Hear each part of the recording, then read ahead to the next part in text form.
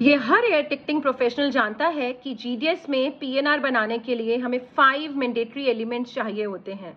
लेकिन क्या इसकी सिग्निफिकेंस भी हमें पता है, जो अब इंटरव्यूअर डेफिनेटली पूछता है इंटरव्यू में भी, और एक एजेंट को भी ये पता होना चाहिए। पी का मतलब होता है फोन नंबर।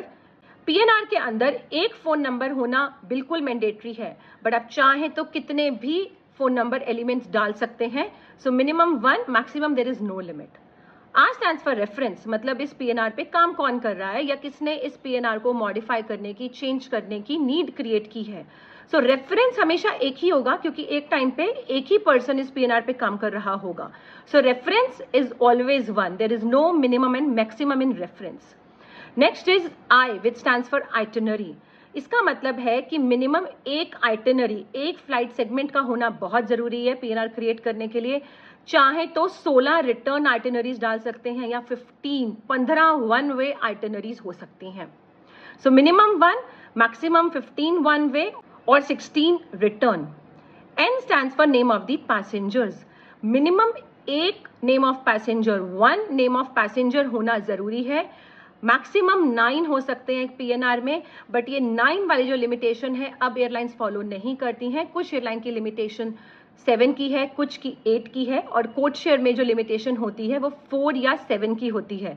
मतलब कि एक पीएनआर में 4 से ज्यादा नाम हम नहीं इंसर्ट कर सकते या 7 से ज्यादा हम नाम नहीं इंसर्ट कर सकते। सो नेम ऑफ पैसेंजर्स की जो रिस्ट्रिक्शन है वो वेरी करती है। Yes, going by the rule 9 passengers की लिमिटेशन हुआ करती थी, जो अब चेंज हो रही है and airline to airline vary करती है। Next stands for T, which stands for ticketing element. इसमें आप वो डेट इंसर्ट करते हैं कि कब आप इस टिकट को इशू करना चाहते हैं, कब इस टिकट पर आकर आप दोबारा से काम करना चाहते हैं।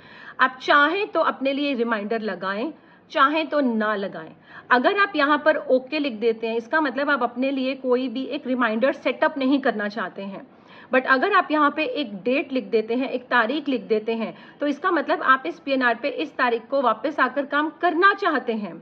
सो ये अब आपके लिए क्यूज में चला जाएगा। तो जब आप क्यूज में जाएंगे, रिपोर्ट्स में जाएंगे, तो आपको ये पीएनआर आपका नजर आएगा कि आपने इस पीएनआर पे एक्शन लेना है। ऑब्वियसली ये सिर्फ एक हो सकता है, या तो रिमाइंडर लगाएं या नहीं लगाएं।